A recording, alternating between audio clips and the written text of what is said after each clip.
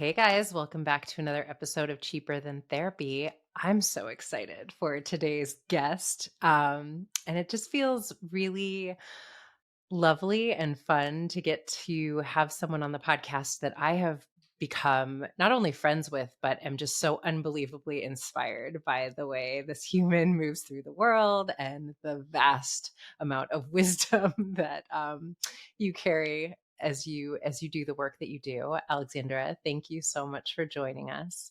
Um, and so, we were chatting a little bit before we got started about the work that you do through HumHum, but I'd love it if you would, as we kick things off, just tell us a little bit about you and how you got started doing the work that you do at HumHum and how you decided to create it. Awesome. Thank you. I'm so grateful to be here with both of you. Um, let's see where to start. Before I was doing HumHum, I was actually working in strategy consulting, doing corporate innovation work. And kind of simultaneously, I had a parallel path that was helping me to stay connected to and discover myself. So I was doing a lot of Vipassana silent meditation retreat practice. I did several different yoga trainings and practices, and I don't think I recognized it at the time, but what helped me to actually, I think, survive the kind of corporate landscape was actually all of that work that I was doing.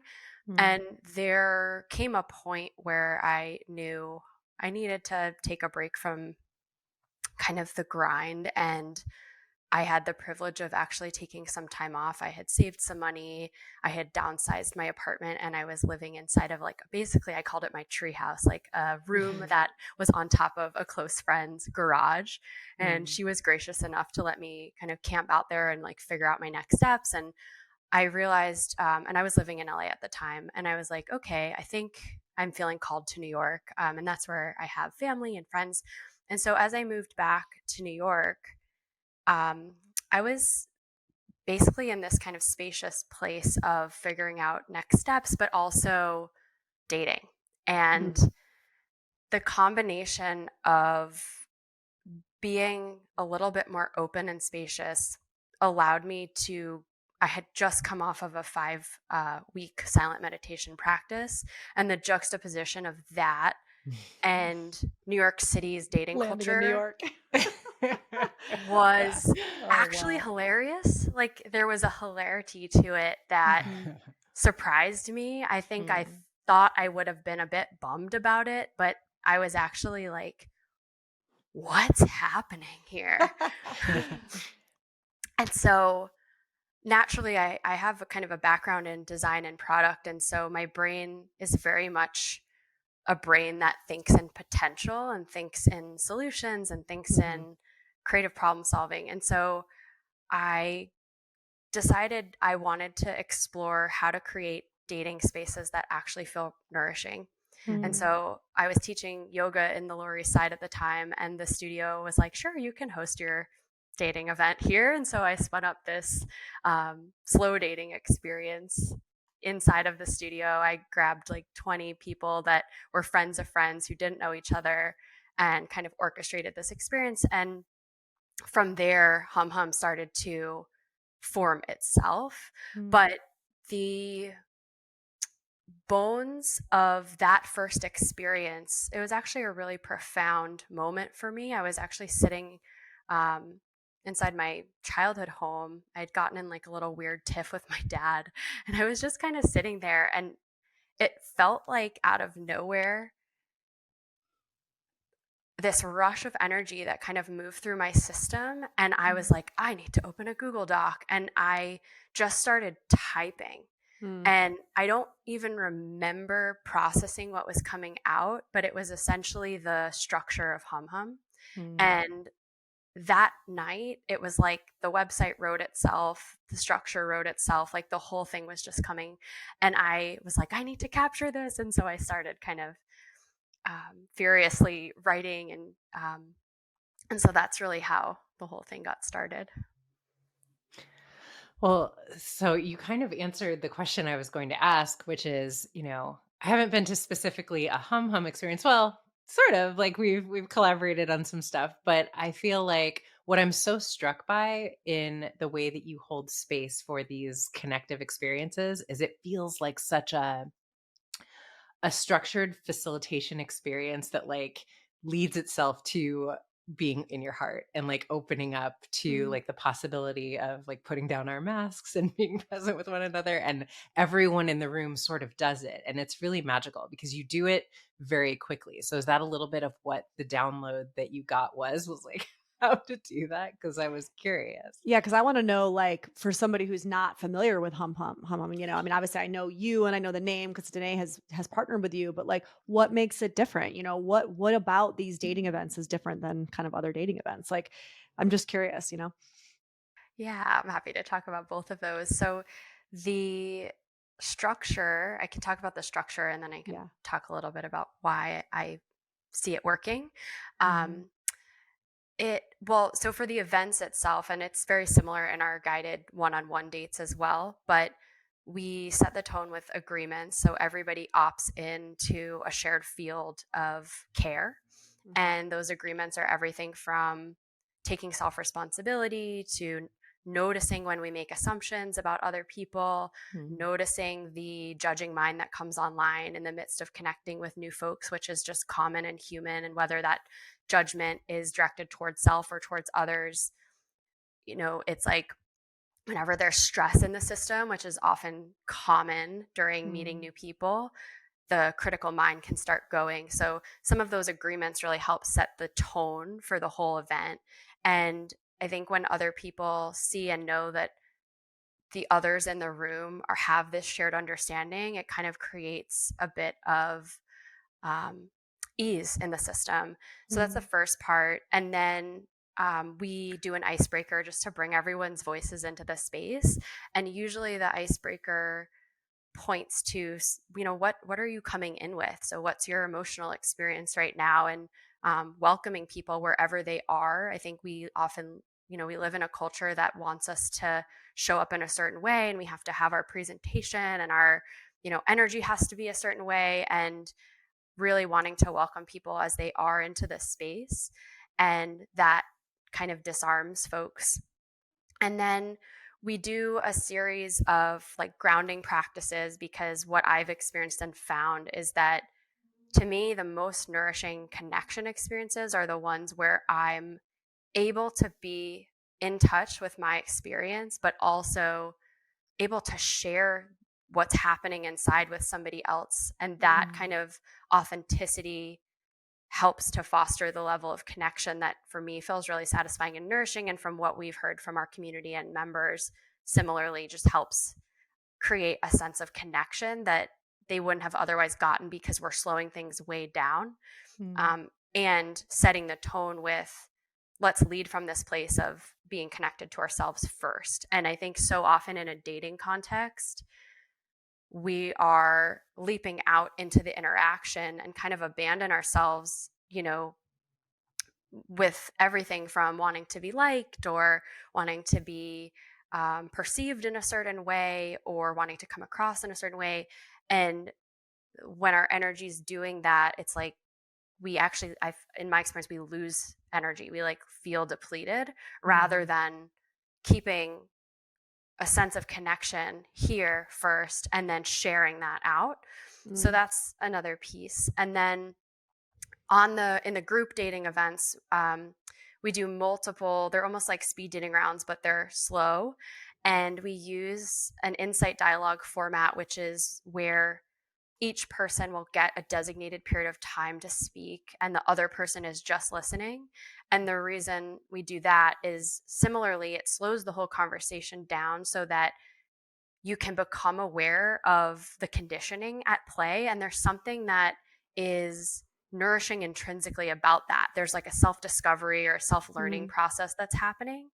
And so when you're in the posture of the speaker, we invite people to pay attention to what it feels like to take up the space of 2 to 2.5 minutes, what it feels like to Mhm. have that attention on you, how's the speed of your speech, how's the Mm. breath in the body, like just paying attention to the cues of what's happening inside, again reinforcing that whole practice of staying connected to self first.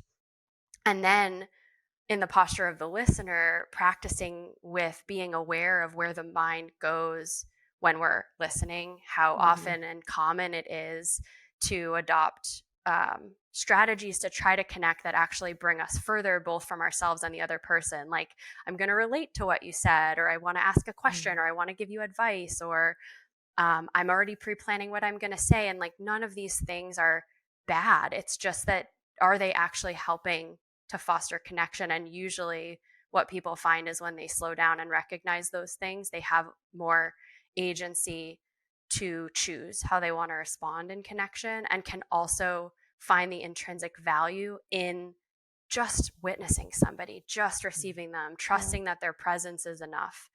So that's a big part of the dialogue practice that we do. And it's both in the group events and in the one-on-ones.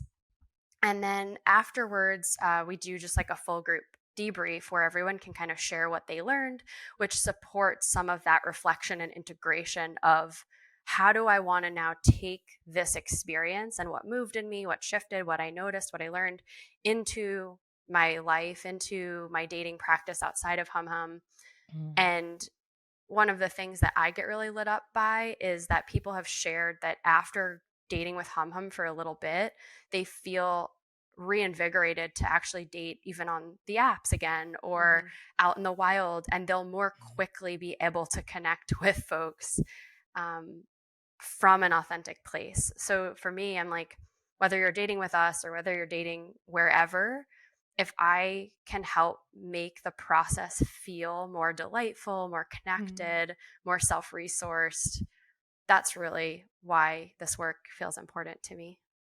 Well, also what you're teaching people even within that moment is something that they're going to then take out and use in their work interactions and their family interactions and their, any interaction. And so really you're also like establishing a foundation of connection to self and communication skills and techniques that the average person doesn't get, right? Unless they're in like intensive one-on-one therapy, for example. So in general, it's not just dating. I mean, the work that you're doing, it feels like has a lot of, far reach, like far beyond them working with you.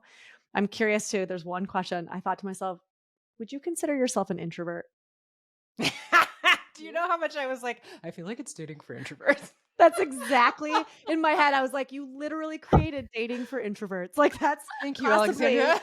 what the subline of your dating is. Because as you're talking about Like, this kind you of need to dating, market it that way. as you're talking about this, I'm like, it sounds great, but like, do people need instruction on this stuff? But this is because I'm Yes, we such do. an extrovert that like I'm out there like, and I'm like dragging people into my sphere. And now, granted, to your point, like all kidding aside, it is a different way of relating, right? And a lot of times, even in my extroversion, I'm not relating to people in the deepest, most centered way and in a way that is very grounded and slowed down. Because not only am I extroverted, I have ADHD. So the idea of slowing down and connecting with somebody is a lot different for me. But hilariously, I was like, this is dating for introverts. You're Now not you wrong. see why I love her. Yeah, no, That's why I you think guys connected. Yep, I love this her. is so good. It's such a good point, because I think, to your point, the structure is really supportive for folks who do need just more to really slow it down. And I think even for the extroverted people, when they're engaging with an introvert, it could help actually foster more connection. Or like, I've seen extroverts like really enjoy the process as well. And Struggle. it's an interesting like, it's an interesting question. I would like to reflect more on that one. But I think you're right. I think you should gather Go data. ahead.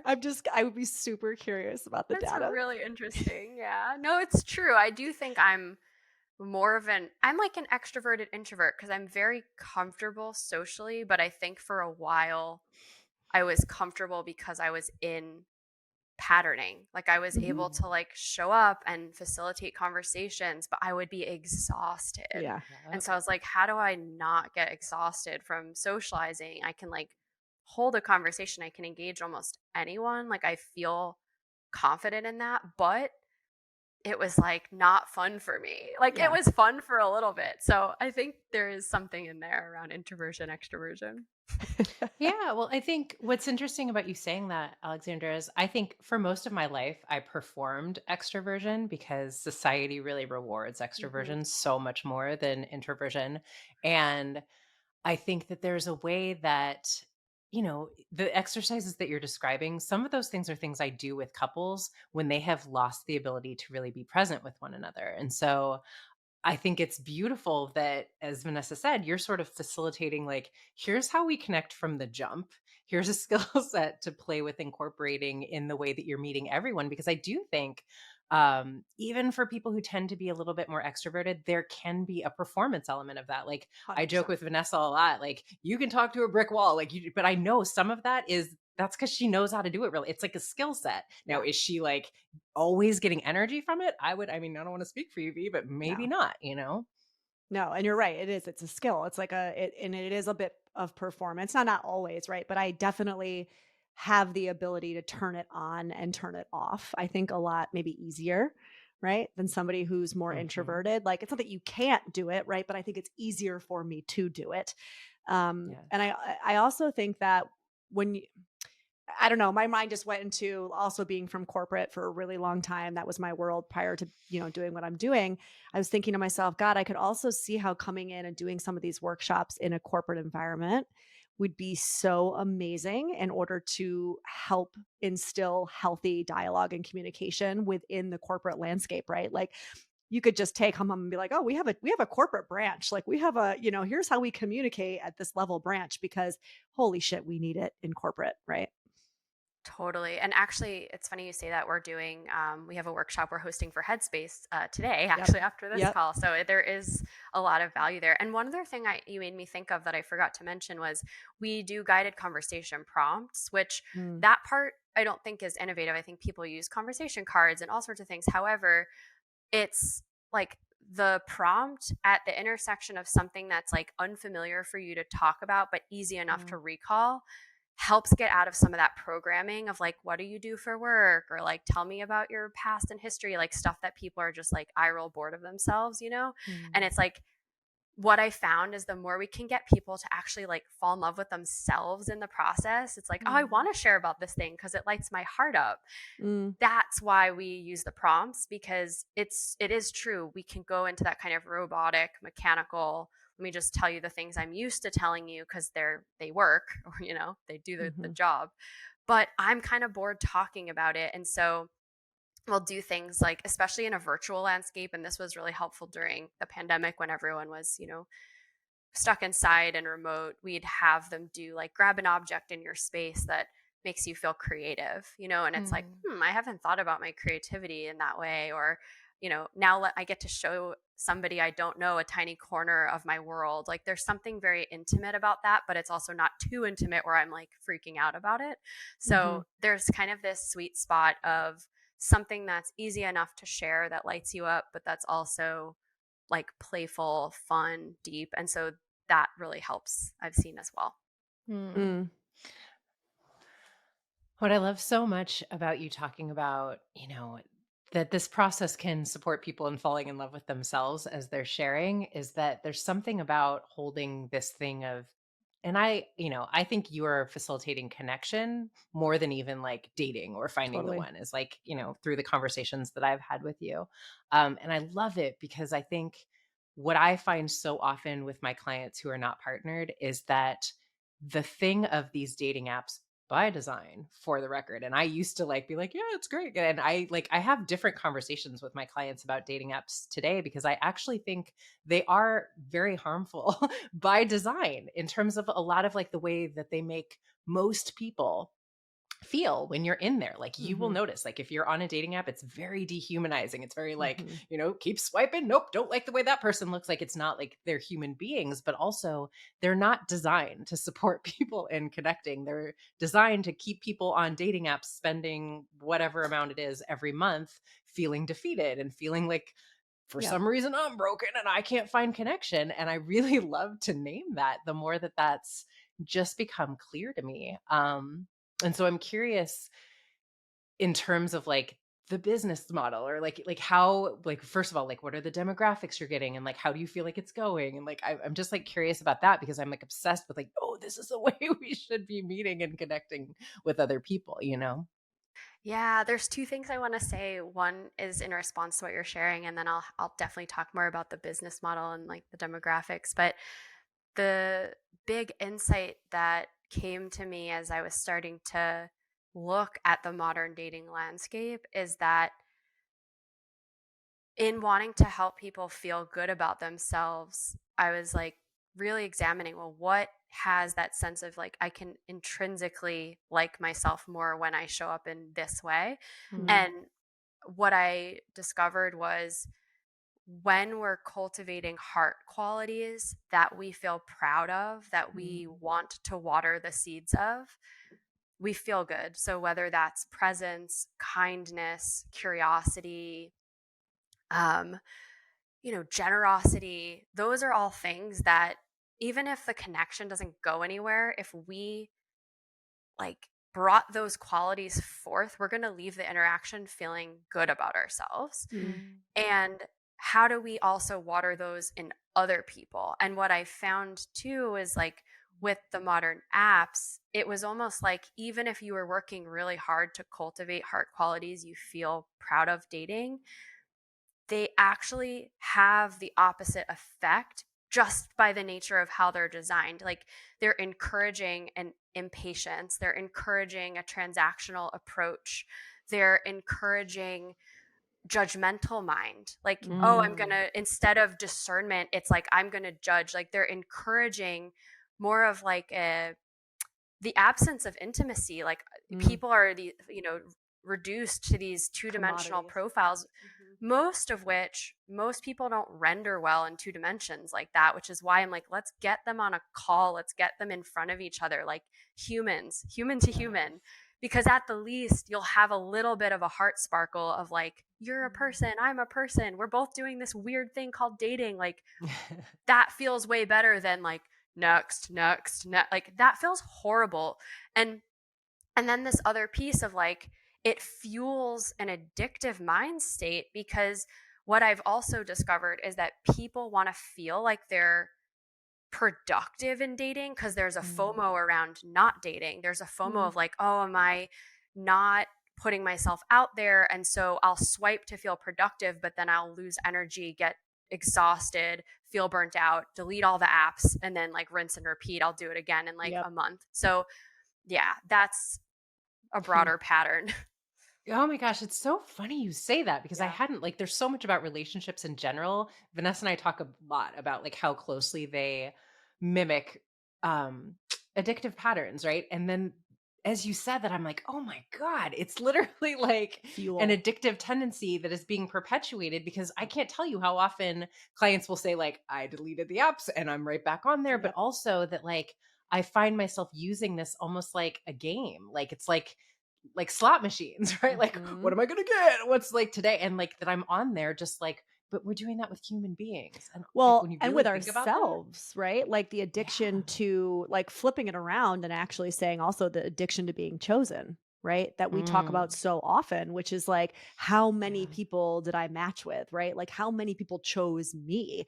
And so many of the people that I work with, it doesn't matter gender either, because I hear it from both. The number of people, it's the same thing as how many likes you got on your Instagram post. It's exactly the same Mhm. concept of like you get a little ping of dopamine every time somebody quote unquote chooses you. Right. And so even that part of it has been commodified. Even that part of it is like, oh, let's go into the psychology of why we want to be chosen and liked. And Mm. how can we make money on that? How can we commodify that? Right. Um, which is interesting because I don't know if this is an extroversion thing, but I was thinking to myself, God, when I was single before my current partnership, I played around with dating apps for the first time because I was in a relationship in New York. That was right when dating apps started coming up. So I never really got into them. And I was on them for the hottest second. And I was like, nah, not for me. Deleted them immediately. I think I interacted with them for like maybe 2 weeks total. But I was so in my, like, knowing of, like, "Ew, don't like this, don't like the way this feels, don't," and I know also that I have this ability to kinda, like, meet people in person, right? And it's, like, my sweet spot. It's, like, I can't be who I am. I can't showcase who I am. I can't, like you said, that heart sparkle, like, what lights me up when I'm this, like, two-dimensional baseball card? And it just, Mm. at its core, felt, like, icky and wrong to me. But again, I don't know if that was, like, I don't know if that's self-awareness or if that's just, like, my extroversion where I was like, "Yeah, this is not where I shine." But it was pretty quick that I was off of them. Yeah. It Yeah. makes so much sense. It's like you had the knowing that this is not in alignment. This is not how you want to date. And I think that, like, what's really sad is it does feel like they prey on our vulnerabilities, that it's like we're human beings. There is, we do seek out the dopamine hits. There is that tendency to want to feed the things that make us feel good. But it's like if we don't have the awareness to Yep. discern that this is a short term little Mm. buzz, but it's actually over time decreasing my sense of well being and self esteem and agency, actually, because we're putting our, you know, we're getting validation outside of ourselves. It's not really validating. So that, I mean, it's just such a toxic pattern of like Mhm. going to those apps when we're bored, when we're lonely, when we're wanting Yeah. to feel validated. It's like, and then we feel horrible about ourselves that we don't have the self control. And it's like, that's not your fault. They're literally designed to hook you. And so to me, it's like, how then can you cultivate more awareness of the patterning? But it's also like, at a certain point, that field is just too strong. The addictive tendency is too strong. It's like, don't expose yourself to the Yeah. thing.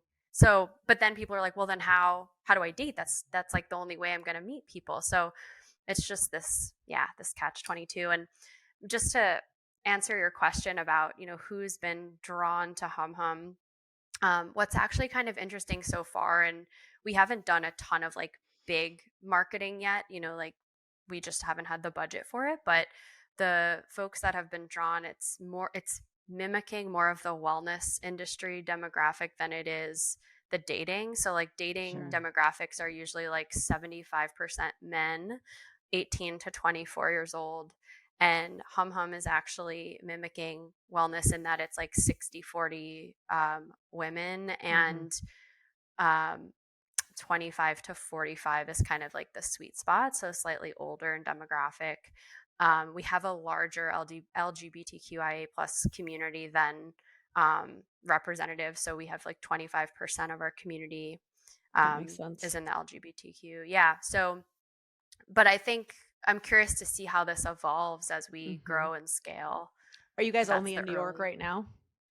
New York, San Francisco, Okay. Yep. LA, and West then Coast. a lot of the folks on our platform are kind of willing to date outside of their main city. Sure. So, because I really see HumHum more as a practice container. It's like, come get your Mm. reps in, date, do the thing, and then let that actually change you so that as you're Yep. living your life, you show up differently and are just naturally more magnetic, more confident, more aligned. That's And we really what go we're back seeing. to meeting people in person, right? I mean, Right. to your point, it's like, I also think that this is great because so much of the last, let's say, 5 years has been about bringing us into the home, bringing us online, disconnecting us from each other in a face to face way. Right now, listen, there's been a lot of positives to that. Obviously, I'm not going to say it's all bad. It's not.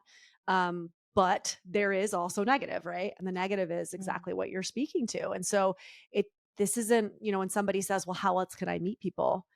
I'm like, you engage with people all the time, every day. But to your point, like, what are you attracting in? What are you putting out energetically?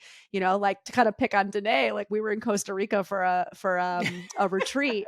And I was like, girl, there are so many attractive men walking around this, and get your face out of your phone and look up because like they're everywhere.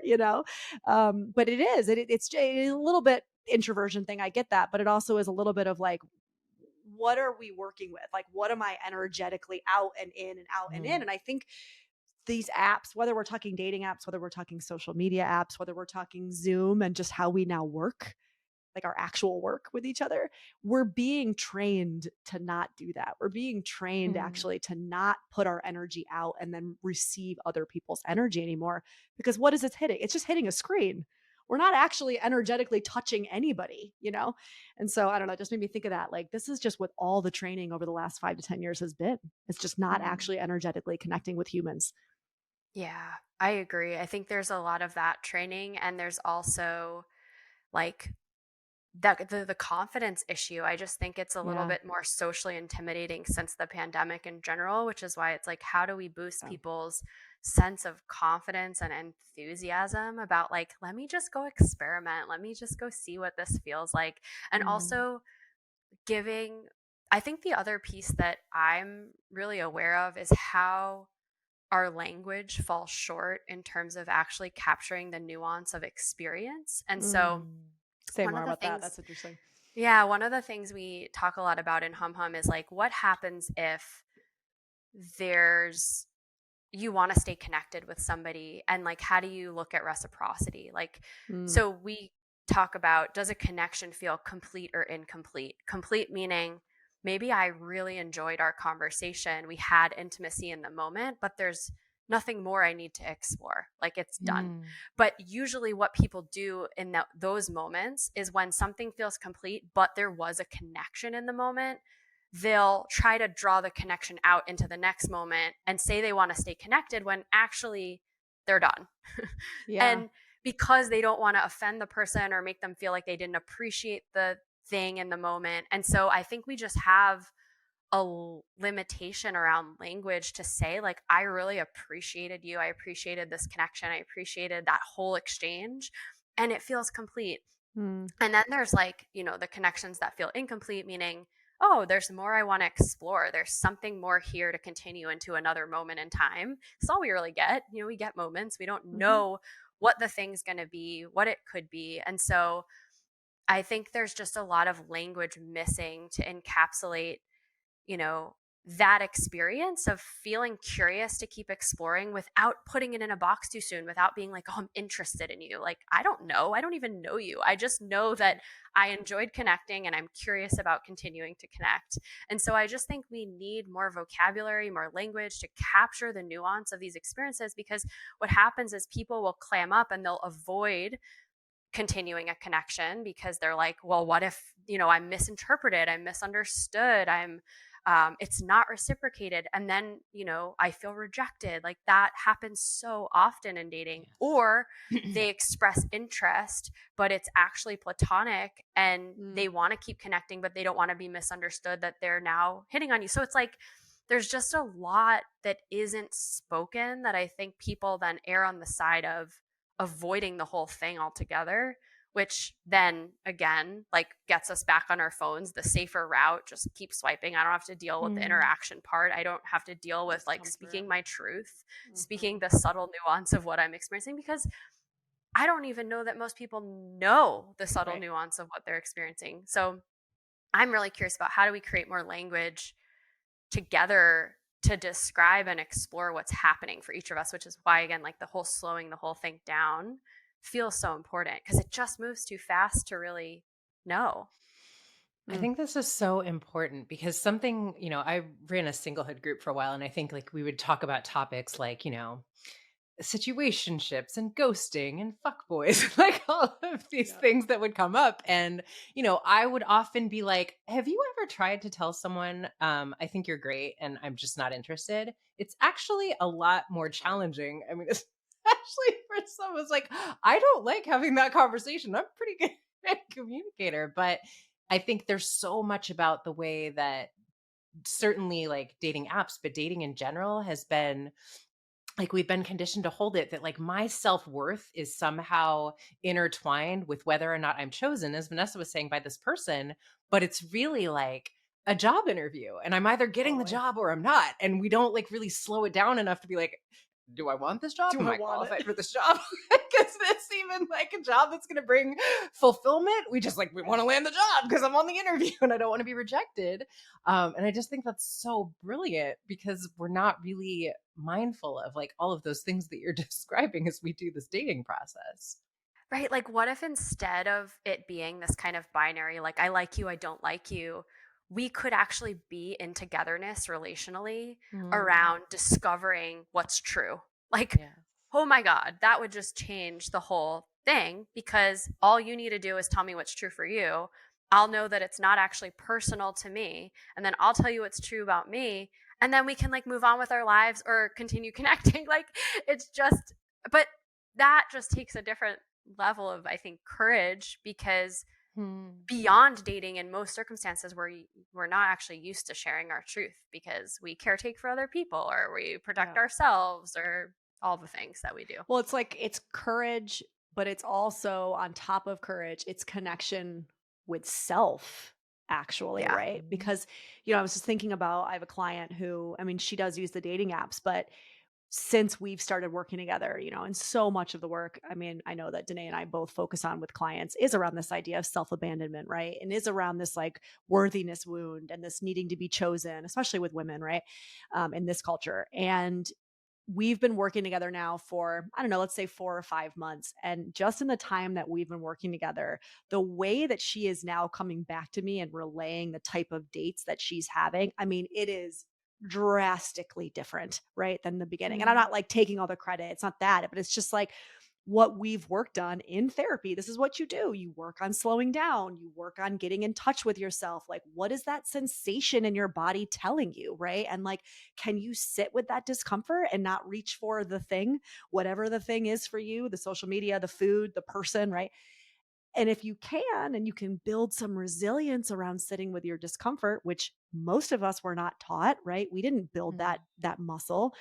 Then all of a sudden, in these now dating experiences you're having, you're suddenly able to draw on some of that resilience. I can be uncomfortable. And in this moment, rather than saying, okay, yeah, let me just bring this person home with me and I'll just sleep with them because like, it's fine. And I don't want to let him down and I don't want to feel uncomfortable. No, no, no. Actually, in that moment, you're like, this doesn't really feel aligned. There's something in my system that's telling me no, thank you. And I can actually look at this person and say, hey, I had a great time, but this is where it ends. Right. And just in the difference in those kind of moments has been profound to watch her like recounting to me, where I'm like, shit, man, this is it. It's all about our connection to self or lack thereof, right? Our ability to sit with discomfort in ourselves and not self-abandon in order to not feel uncomfortable. Right. And that's what you're really providing people. It's like I was saying in the very beginning, it's this what we do in therapy. It's like letting you slow down and build that muscle, if you will. Yeah. And I think you're pointing to something really important, which is that the more moments we accrue of Mm-hmm. self integrity, the better we feel about ourselves. And so every single time we know something but choose something else, it hurts in like such a like deep soul level way, that adds up over time and we lose self-trust and we don't feel good. And it's like, so it's like, what if dating practice became a way to accrue moments of integrity with self, and over time then you build up that resilience, you build up that self-trust, you build up that sense of like self-respect, honestly, that Mm-hmm. is so essential in relationship. And one of the things that Danae and I have talked about too, and I think this is like another challenge with the modern dating scene, is that because it's so outcome oriented, success and failure is boiled down into such a myopic way.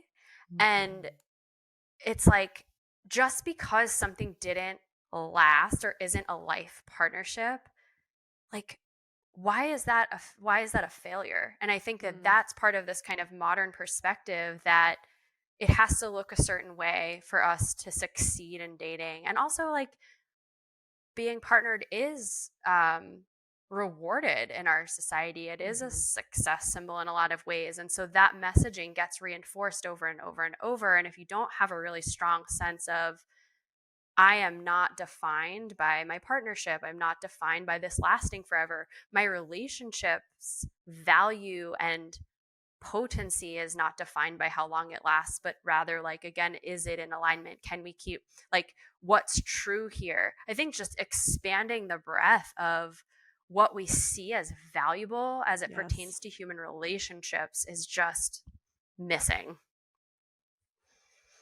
I just adore you. You You're are a doing the missing Lord's link, work. Alexandra. Like, I just feel like it's so, I mean, we talk about this constantly, but it's so important right now because I feel like we are expanding in terms of our collective consciousness to Mhm. understand there's some of these things that are not serving us, that haven't been serving us for a very long time, but that we are like, we need connection. We do need to be connected to one another, but the way that we've been going about it, I think, is a lot of times causing more harm Yep. and not leading us towards the path of self-actualization and potential, and really sort of like hindering our growth and our progress. And I just think, thank you Yeah. for following the call and doing this work. I think it's so unbelievably important. Hmm. Yeah. I feel like it kind of like my soul, my, Mm. person chose this path because of, I tried it the other way. It wasn't working well for me. So I feel like just learning through going through it. And one of the things that I've been thinking a lot about and examining is how infrequently Mm. we even know our why. Like, why do Mhm. you want partnership? Mhm. And I feel like not only is this like not examined, but maybe at best our why is inherited. It's inherited from Yes. family, from society. So it's like there's this collectively assumed pursuit that we should all be on to go for partnership. Like Yeah. it's like that's what you should be doing. And your life is not successful until you have that. Like it's like Mhm. the job, the successful career, the some kind of a living situation that makes sense for you, and then the partnership. It's like those things. I mean, there's several other things, but like that we've all somehow agreed on makes us okay, successful, doing Mm. life well. Mhm. And not only is yeah, it's like not only is that not examined, it creates so much suffering if it's Mhm. not examined. And I just don't think, yeah, I mean, I know there are people examining it. I just don't think it's like widely accepted yet to be like, is that for me? It's just Yeah. assumed that like that's what should be happening. So it's like, is that for me? And then why? Mm. And Danae, you and I have talked about kind of shifting from this outcome orientation of like, I'm going to pursue partnership to a purpose orientation of this is what, is on purpose for my path. And I think that's a bigger existential question and could evoke a lot of maybe existential terror for many folks to actually be like, what is on purpose for my life? And I'm Yeah. not saying we need to all do that, but knowing like what's your purpose in any given moment. Like if your Mm. purpose is if you're dating and you're also interested in developing a practice of how can I stay in integrity with self, well then maybe the purpose of my dating practice in this moment is to practice choosing myself and staying in integrity. Like Mm. That's that's it. simple. You know, it could be more micro like that versus like Mhm. big purpose, does it Mhm. all ladder up? Yeah. I Well, love that's what it. I say to my clients all the I feel time. I'm like like, this is it. That's what you're doing. You're practicing. Like, just, I'm not saying that people aren't, individual and we shouldn't respect the fact that you're having these connections. And also, can we practice? Like, can we just use these interactions as practice mm. for what we're saying, which is like building the self, building connection to self, building integrity, right? Developing that resiliency, like we were talking about, because they're doing the same. So you're not being mean. You know what I mean? And the folks that can meet you in that practice, like they're worth continuing to connect with. Like it's like, okay, if Hmm. I'm practicing self integrity Mm. and I still have this connection intact and they're actually like fanning that flame for me, they're like, yeah, you Hmm. honor yourself, you do that, It's like, cool, okay, well, now we'll continue to be in relationship. Like it actually nudges us into alignment. Hmm. I mean, I love it. And as you know, Alexander and I can like keep going and rapping forever. So I I love it. feel like we have a series of questions that we ask all of our guests, but we might have to have you on for a A round part two and two. like get into the specific topics of some of these dating or connecting conundrums. But okay, so the first question that we want to ask is, who have been your greatest teachers, mentors, people that have impacted your path, whether they're people you know or just their work has meant a lot to you? couple people inspire me, so I'll just name on those. My Kundalini Yoga teacher, Guru Jagat, who passed a couple years ago, was a massive inspiration for me. Bell Hooks, massive inspiration. That's right.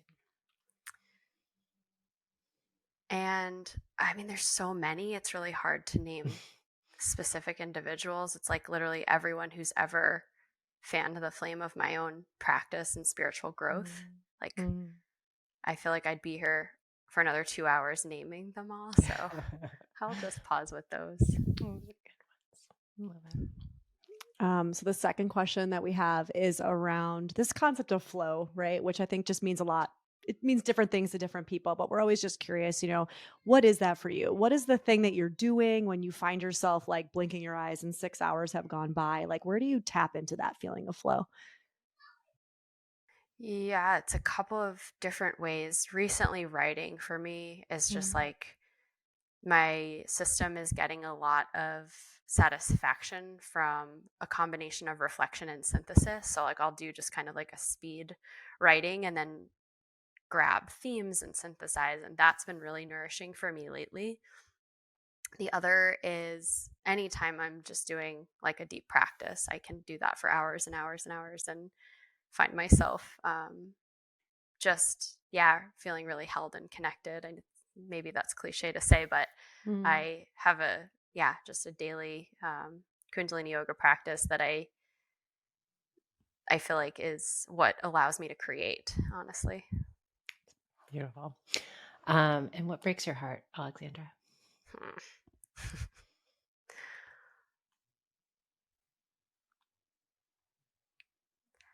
Those any voices that are still there that are like critical or that like forget the kind of perfection and what it is to be a human, and also seeing other humans like in suffering and pain. This really breaks my heart. Yeah. And then the last question is a deep one we like to end on. What is your favorite food? I always have a hard time with this question because like food, like I'm not good with food. Like I forget to eat. I like don't care about it. What? I'm just like, don't understand people like you, Alexandra. I just don't. I don't know. Like I can You had enjoy me up until this moment. And you lost her. She's a bit of a foodie. I'll enjoy a beautiful meal, but it's like it's like if somebody made something for me that was like just an expression of their heart, I'm like, that fills me up. But in terms of flavors, like I love like falafel and Mediterranean food. I love sushi. Honestly, I like a lot of things. Like I'm not I'm not a great person to ask this question to. I mean, I get it. All right, I forgive you. It's fine.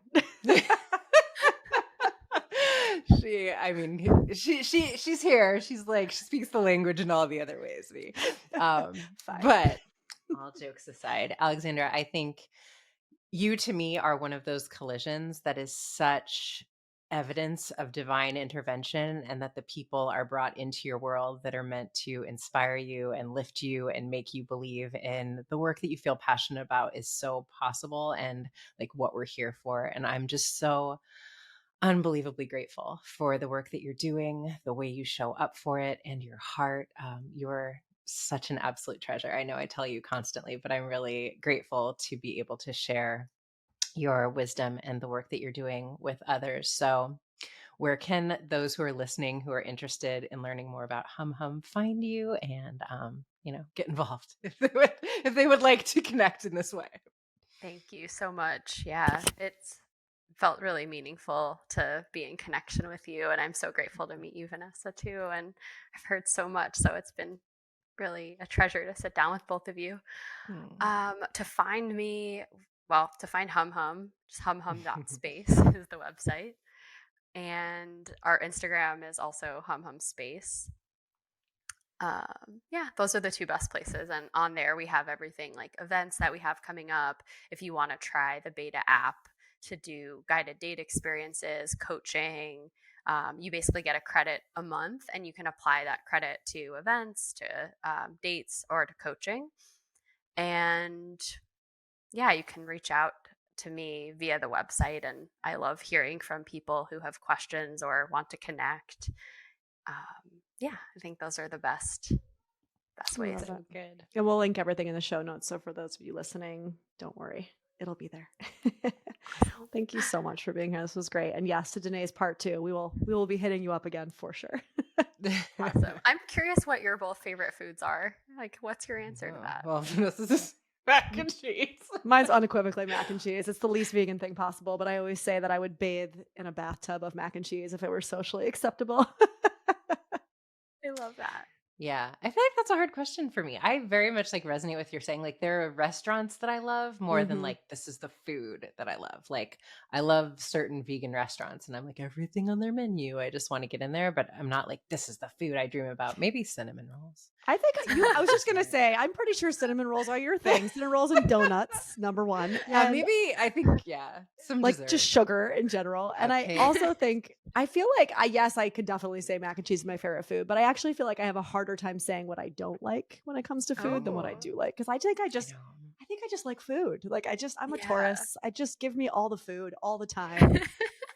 Just give me food. That's really funny. Give me all the dessert and do not bring us 2 spoons because I'm not interested in sharing. And she will stab will your tell hand you, if it's a fork. You will learn the hard way. My dessert belongs to You'll me. lose a finger. No question. No sharing. Okay, noted. Noted. Alexandra is like, okay. No. I love it. Thank you Well, so thank much you for both. being here. Yeah, thank you so much. Great to be here and have a beautiful rest of your day. You too, hon. Um, Okay.